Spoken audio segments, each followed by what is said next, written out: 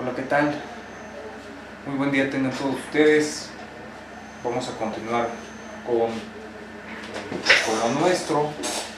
Como ya anticipado, arrancamos con sistemas autónomos planos. Por cierto, esas primeras definiciones que voy a dar no se restringen al caso plano, pero más adelante nos vamos a ir sobre exclusivamente sistema plano. ¿Qué sistema? Este sistema. Tenemos un sistema autónomo de ecuaciones. X' igual a f de x. X vive en Rn. F es un campo vectorial que va de Rn a Rn. F es continua para todo x y es Lipschitz para x en todo dominio acotado. ¿Qué quiere decir esto? Que si nosotros tomamos cualquier dominio acotado en Rn, existe una constante de Lipschitz, en particular para ese dominio, que nos hace la jugada de esta desigualdad de Lipschitz, de que la norma o la diferencia entre f de x y f de y es menor o igual a L veces, donde L es la constante para ese dominio, multiplicando a la diferencia entre x y y. ¿Sí? Esa constante de Lipschitz depende del dominio acotado. Existe esta noción de Lipschitz en todo el dominio, en el que esa constante es, digamos, universal y no depende del dominio acotado particular que tomamos. Pero aquí estamos pidiendo menos porque estamos pidiendo que en todo dominio acotado existe esa constante de Lipschitz que nos hace la jugada. ¿Ok? Entonces, recordemos una cuestión sobre el espacio-fase, que si x de t es solución de 1, entonces también lo es x de t menos t0 para todo t0. O sea que es como una especie de traslación. Estamos poniendo la condición inicial en otro punto, pero x de t y x de t menos t0 también es solución para todo t0. Y luego, o sea que si x solución de 1 implica x de c menos también solución para todo t0. ¿Sí? ¿Qué tal aquí mis abreviaciones? Si x de t, iba a ser una broma que hago semestre tras semestre, que esto es como descifrar una estela en un sitio arqueológico maya. Vamos a cambiarle que eso es como la piedra roseta de Egipto. Si x de t solución de 1, entonces, ¿sí? Flechita implicadora, x de t menos t0 también es solución para todo t0. Bien, esta definición ya la habíamos encontrado. Una órbita, también llamada trayectoria, es el conjunto de puntos en el espacio-fase, o sea, en este caso sería Rn, si f es un campo vectorial en Rn. Y en el caso de sistemas planos, pues va a ser en R2. Una órbita o trayectoria es el conjunto de puntos que traza o recorre la solución x de t al variar t, ¿sí? Porque x vive en Rn o en R2 en el caso del plano, y t vive en R porque seguimos estudiando ecuaciones diferenciales ordinarias. Todas estas derivadas, esa derivada es con respecto a t, a la única variable independiente de x. Y teníamos esta observación, ¿sí? Que x de t y x de t menos t0 trazan la misma órbita, ¿sí? Su trayectoria es la misma, no importa el t0, no importa dónde estemos empezando en la trayectoria, van a trazar la misma, ¿sí? Después viene esta definición muy interesante y que va a ser vital de aquí en adelante, y es la definición de punto crítico. Un punto crítico xc, obviamente este es un vector constante, sus entradas no dependen de t. Un punto crítico xc, un vector constante, ¿sí? De 1 es aquel en el que el campo vectorial se anula, ¿sí? Y después viene esa observación. Un punto crítico crítico es solución de 1. En ecuaciones 1 lo vimos, en ecuaciones 2 también lo vimos. ¿Qué quiere decir que sea solución de 1? 1 es una ecuación diferencial, manifestada en forma de sistema. ¿Qué quiere decir que esa solución? Que la satisfaga. ¿Sí? XC es un vector constante. ¿Cuál es la derivada de un vector constante? 0. XC', el izquierdo es 0, porque estamos derivando un vector constante. ¿Cómo derivamos un vector en Rn? Derivamos entrada a entrada. Es el vector en el que estamos derivando las n entradas, ¿sí? Es 0. Y del lado derecho, por ser punto crítico, se están anulando el campo vectorial. F de x es 0. Entonces, un punto crítico es solución de nuestro sistema. Y nos habla de un estado de equilibrio, ¿sí? Nos está hablando de un estado de equilibrio. Mencioné hace unos videos, hace muchos videos, mencioné. Disculpen aquí el ruido, voy a tratar de hacer esto lo mejor que pueda, dignamente como siempre. No sé, encontraron petróleo aquí en el estacionamiento. Habrá que ir a poner una cubeta para que nos caiga al menos una cubetilla, un barrilito de petróleo. El camarógrafo está tratando de hacer aquí lo mejor que se puede para mitigar el ruido, pero está muy complicado. Estamos a metros de un supertaladro. Bueno, mencioné desde la época de Newton hasta nuestros días una derivada cero. ¿Cómo se interpreta? Ausencia de cambio, falta de movimiento, ¿sí? Por eso es que un estado de equilibrio, nos está hablando de una solución estacionaria. ¿Por qué? Porque me voy a amontonar aquí. xt igual a xc para todo t, ¿sí? Es una solución estacionaria, ¿ok? No hay cambio, no hay movimiento de ninguna clase, ¿ok? Ahora, vámonos al pizarrón derecho, al lado derecho del pizarrón. Por la unicidad de las órbitas, porque habíamos visto que para cualquier punto en el plano fase, la trayectoria que pasa por ese punto es única, ¿sí? La órbita que pasa por ese punto, tomamos un punto en el plano fase y por ahí pasa una órbita. Esa órbita que pasa es única, ¿ok? Entonces, por la unicidad de órbitas, ¿sí? Esta solución constante es única. Esta solución constante xt igual al punto crítico para todo t, esa solución es única, ¿ok? Entonces, si una solución de 1 se aproxima al punto crítico, esto ocurre o bien cuando t tiende a infinito o bien cuando t tiende a menos infinito. Y vamos a ilustrar esto. Les dije que dejamos de traer los PDFs por una serie de razones, pero una de ellas es vamos a entrar a una parte muy geométrica. Entonces vamos a dibujar. Supongamos que nuestro punto crítico es el origen, el 0,0. Campo vectorial se anula en 0,0, ¿sí?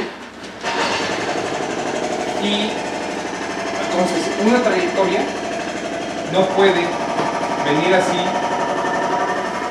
enrollarse y luego irse, ¿sí? No puede ir recorriendo así, enrollarse en el punto crítico, estar atraído a él, o sea, tender a él. Aquí el rojo es XC, ¿no? Y después irse. No, eso no va a suceder, ¿ok? Eso no puede ocurrir,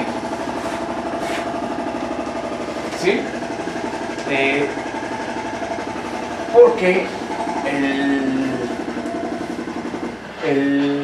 digamos que el punto crítico ejerce una fuerza, ya sea de atracción o de repulsión, que si una trayectoria se acerca o se aleja de él, ya no puede salir, ¿sí?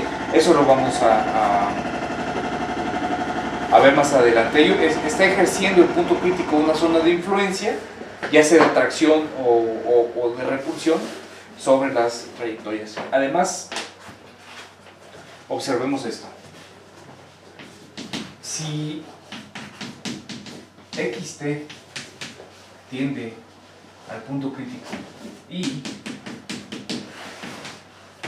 la derivada tiende a cero, ya sea cuando t tiende a infinito o cuando t tiende a menos infinito, entonces xc es punto crítico. ¿Por qué? Voy a borrar el lado izquierdo, ¿sí? Porque f es continuo, ¿sí?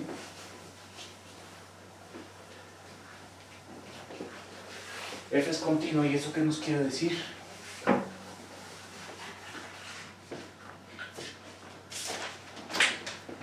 Pues al ser f continuo,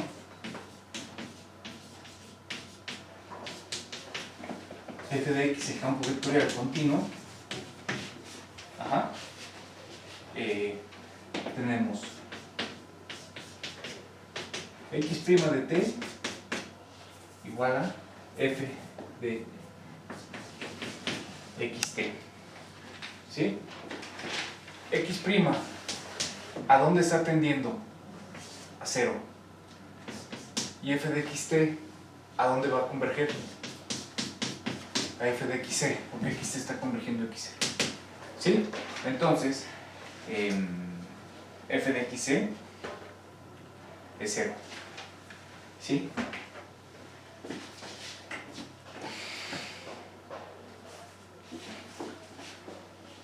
Y eso nos lleva a dos conceptos.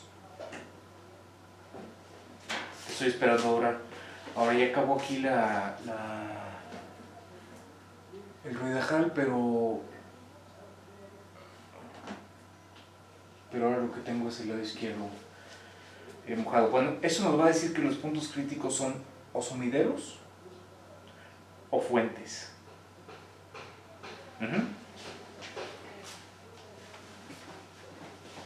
Por lo tanto,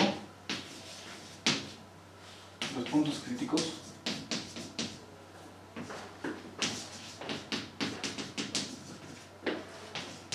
son sumideros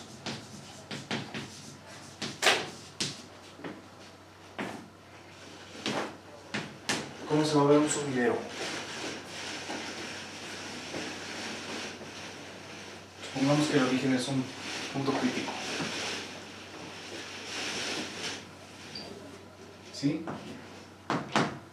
En el sumidero, las trayectorias convergen. ¿Sí? Es como si tenemos un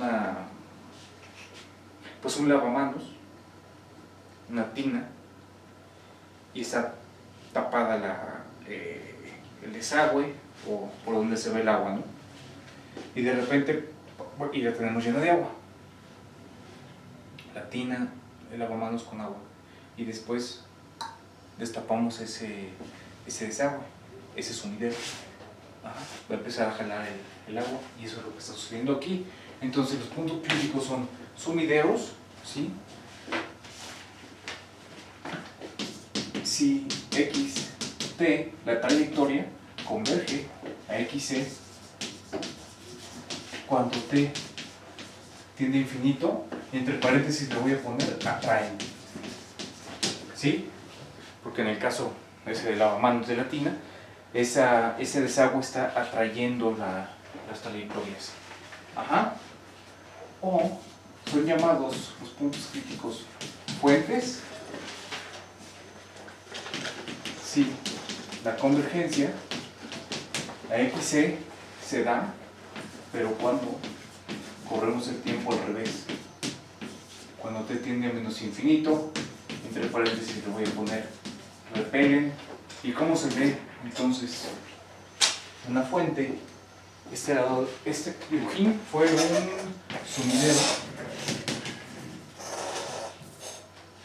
sumidero. ¿Y cómo se ve una fuente? Una fuente expulsa o repele el punto crítico. Una vez más aquí estoy dibujando que el origen es un punto crítico, aquí también, y las trayectorias van en sentido contrario. Cuando t tiende a menos infinito, es decir, en lugar de recorrer la trayectoria con las flechitas, nos vamos de reversa mami, conversión, llegamos al origen. ¿Sí? Esa es una fuente. ¿Ok? Entonces, estos son nuestros puntos críticos y procedamos pues al tema de estabilidad.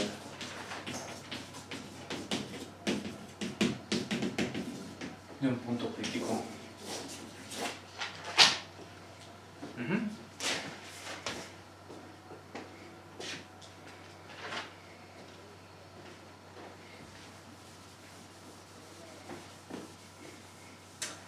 Por cierto, todo esto del lado derecho, ¿qué quiere decir?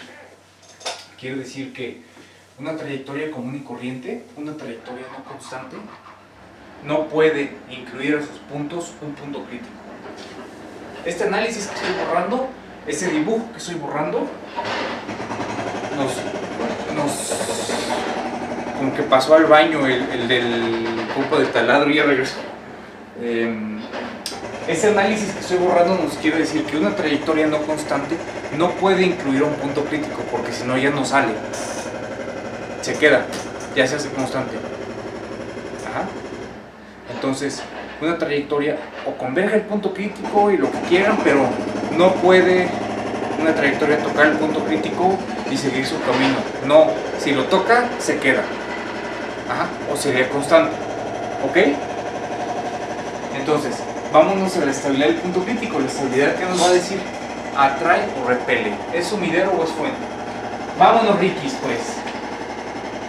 Entonces, para estudiar la estabilidad del punto crítico, sea z igual a x menos xc. Xc es el vector constante punto crítico con el punto crítico, o sea que ahí se anula el campo vectorial, de modo que ¿sí? Z prima es x prima, ¿sí?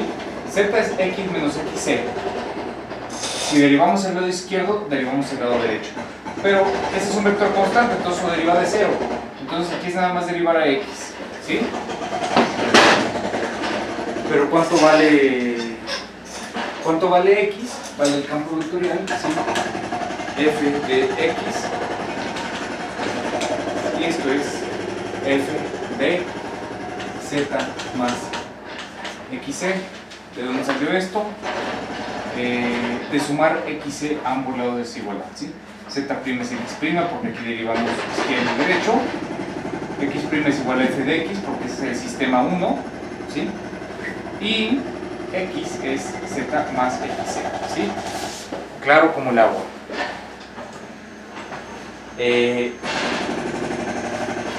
Bueno, vamos a suponer que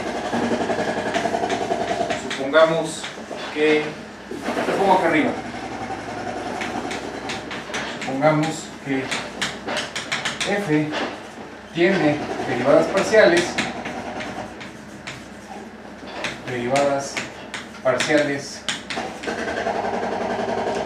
continuas para toda x.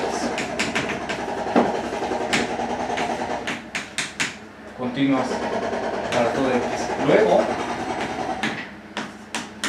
z' es igual a z más h de z. Y eso no nos debería sorprender. Ya estamos familiarizados con esto, ya hicimos tareas de esto. ¿Tienes A?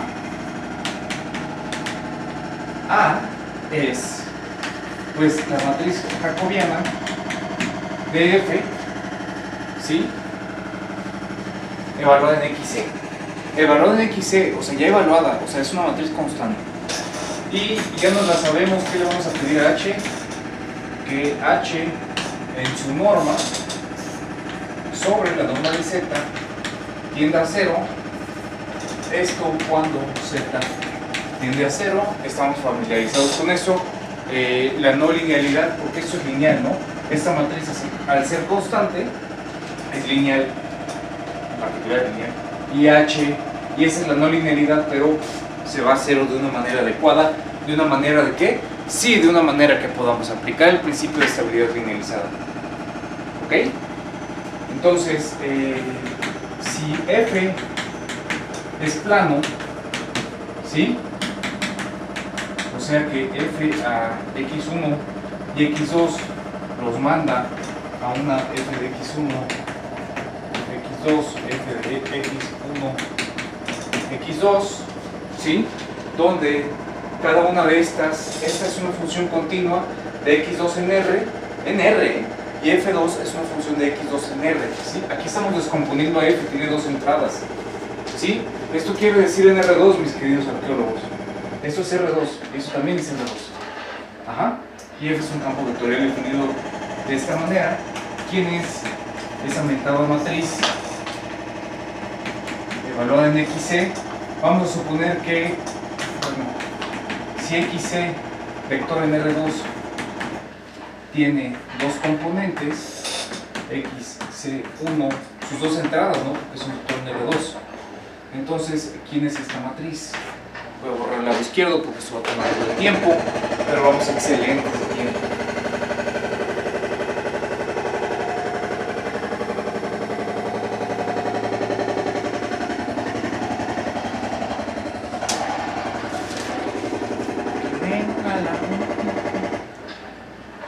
Derivamos a F1 con respecto de X1 y la evaluamos en XC1, XC2, y esto va a ser constante. Y derivamos a F2 con respecto de la misma variable de X1 y también evaluamos en XC1, XC2, las dos entradas del punto crítico del plano. De X1, de X2, y evaluamos en XC1, XC2, y la parcial de F2 con respecto de X2 evaluada en XC1, XC2, ¿sí? Señores y señores, esto es la matriz A, ¿sí? La matriz jacobiana de Fourier. ¿Sale y vale? Entonces, antes de pasar a un padrísimo ejemplo,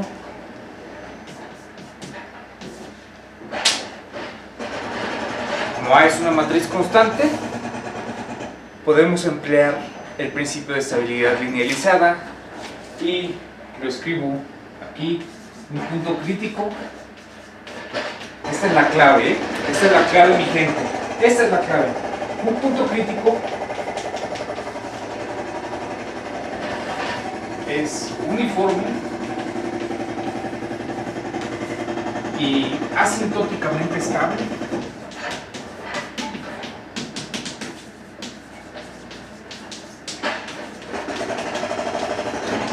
Las dos, uniforme y asintóticamente estable, si todos los valores propios de A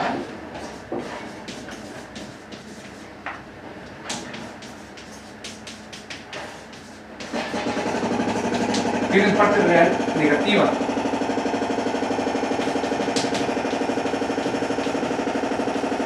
O sea, si la parte real de todos los valores propios de A tiene parte real negativa. Tienen parte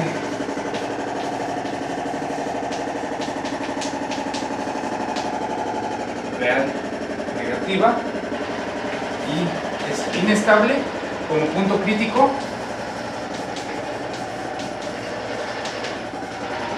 Si al menos uno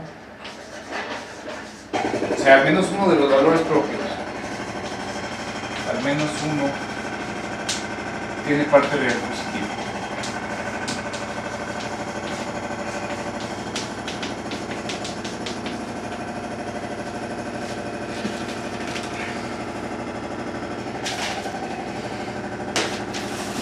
Vámonos, Rikis, con un ejemplo.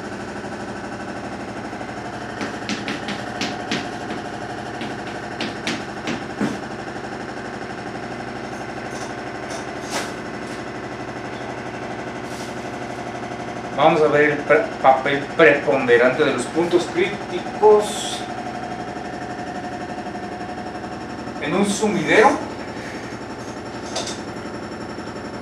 Un sumidero es el que atrae las órbitas cercanas, las atrae que converjan ahí. Un sumidero es asintótica y uniformemente estable. En un sumidero, esta matriz, los valores propios de esta matriz tienen parte de la negativa. Una fuente que repele a las soluciones que están cerca de ella es inestable, ese punto crítico es inestable. Entonces, al menos uno de los valores propios es positivo. Vamos a ver este ejemplo. x1' igual a L por x1 menos P de x1, x2 y x2' es igual a menos M x2 más U x1 x2 con M L M N. ¿Cómo va el orden del alfabeto? L M N O P y Q. Constantes positivas las 4.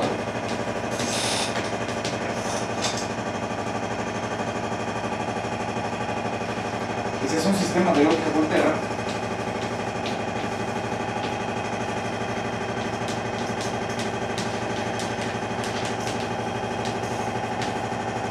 de presa depredador.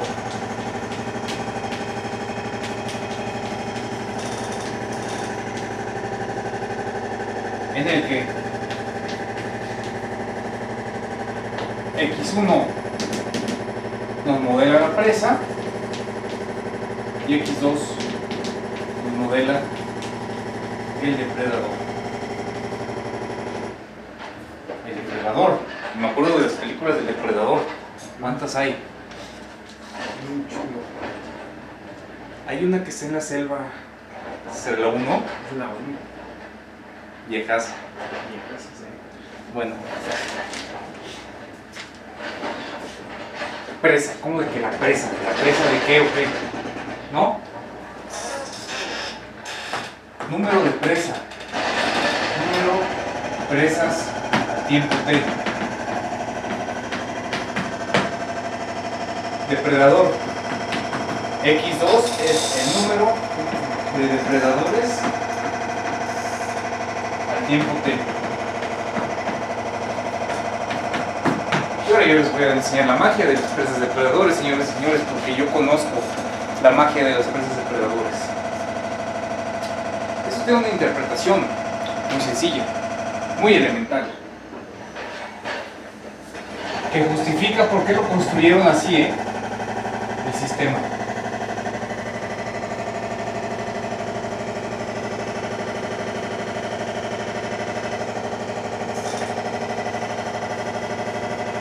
Abran bien los oídos porque esta es información muy pocas veces revelada.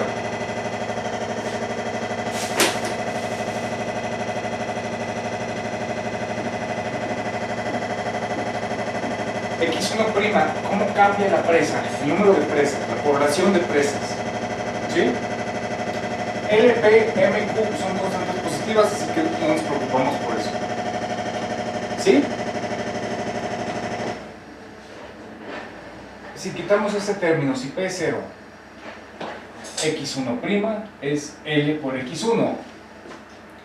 ¿Sí? ¿Cuál es la solución de esta ecuación? De esto. Eso es una exponencial. L es positiva. Entonces es una exponencial que crece con el tiempo. ¿Y eso qué nos quiere decir? Que en ausencia de depredadores,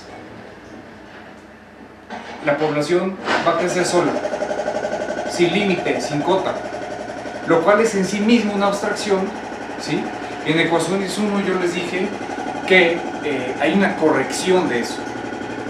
Hay una corrección que nos dice que el medio, cualquier medio, tiene una cantidad de recursos limitados, finita. Y hay una cota, ¿sí? Hay una cota en el número de población. Pero bueno, eso es una como que sofisticación de que el crecimiento poblacional al principio es exponencial, ¿sí? Y crecen como conejos, se reproducen como conejos, pero no hay medio ambiente que aguante una población infinita, mis gente. No hay medio ambiente que aguante una población infinita. Todo tiene su límite. Entonces, ¿sí? En ausencia de depredadores, la población de presa no tiene depredador. Va a crecer como conejo. ¿Qué quiere decir x1, x2? Es el encuentro, P es positiva, el encuentro entre depredadores y presas. Estamos en un bosque, ¿sí? El medio ambiente en el que estamos es un bosque. Y x1, x2 modela las veces que se encuentran la presa y el depredador. Porque la presa no tiene problemas si nunca encuentra el depredador. Vive su vida, nunca lo encuentra, nunca lo topa, nunca se lo van a comer. A mayor número de encuentros y es la mayor probabilidad de que se lo coman. ¿Ok? P es positiva, x1, x2 nos modela el número de encuentros, ¿sí? A mayor encuentros le ponemos un menos. Entonces, ¿qué nos quiere decir? x1', la población crecería, o sea, sería positiva esta derivada, crecimiento de la población, si no fuera porque se encuentra, se topa el depredador en su camino, ¿sí? Entonces, es crecimiento exponencial menos las veces que se encuentra el depredador. Por cierto, que x1 y x2 son positivos porque x1 y x2 no pueden ser negativos, ¿sí? Es el número de poblaciones al tiempo t. Puede ser 0, pero no pueden ser negativos. ¿Sale? Bien. ¿Qué pasa con x2'? x2', fíjense, no le conviene tener muchas de su propia especie. ¿Sí? x1 sí. x1, mientras más especie haya, mientras más número de población de presa haya, van a reproducirse. x2 no. x2 no le conviene que haya tanto de los mismos suyos. ¿Por qué?